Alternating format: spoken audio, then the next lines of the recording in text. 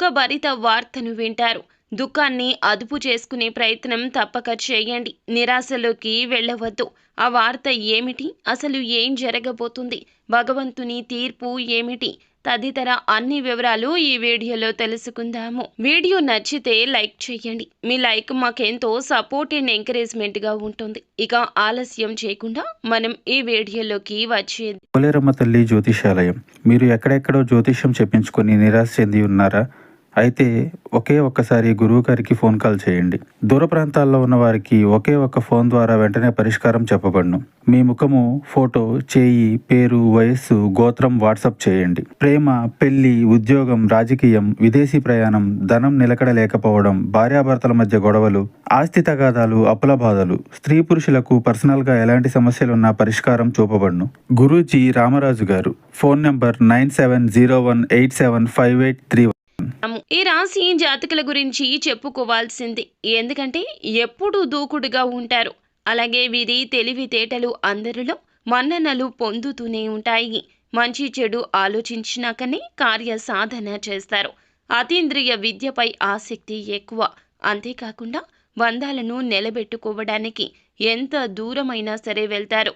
ఒక అడుగు వెనక్కి వేస్తారు తప్పితే బంధాలను విడిచిపెట్టే స్వభావం కాదు. అయితే ముఖ్యంగా ఈ యొక్క జాతకం ప్రకారం దినఫలాల్లో చూస్తే ఊహించని ఒక దుఃఖభరిత వార్త వింటారు.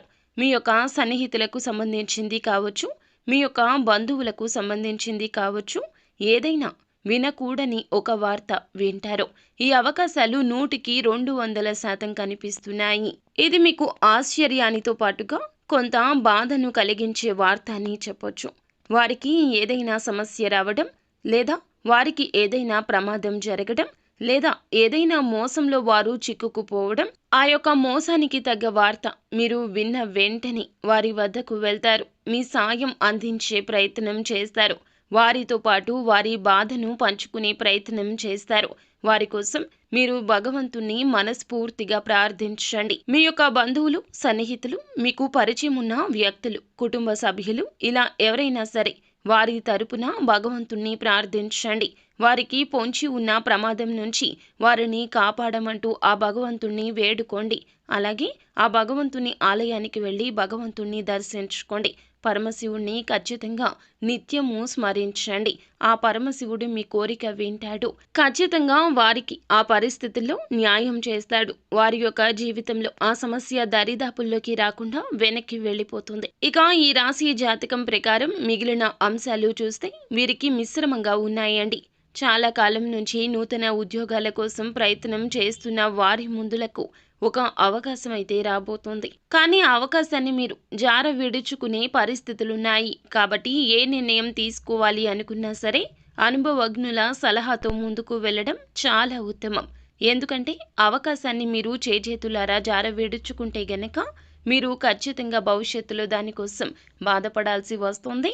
ఎంత ప్రయత్నించినా అవకాశాన్ని తిరిగి తెచ్చుకోలేరు. కాబట్టి ఈ అంశంలో తగిన అప్రమత్తత చాలా అవసరము. సింహరాశి వారు ఎవరైతే నూతనంగా ఉద్యోగంలో జాయిన్ అయ్యారో ఈరోజు కాస్త పని ఒత్తిడి కూడా ఎక్కువగా ఉంటుంది. డిప్రెషన్లోకి వెళ్తారు. మానసికంగా ఒత్తిడి పెరిగిపోతుంది. నీరసం, అలసట, తలనొప్పి తెచ్చిపెట్టే అవకాశం ఉంది. కాబట్టి మీరు చాలా వరకు ప్రేమిస్తున్న వారితో ఈరోజు సమయం గడిపే ప్రయత్నం చేయండి.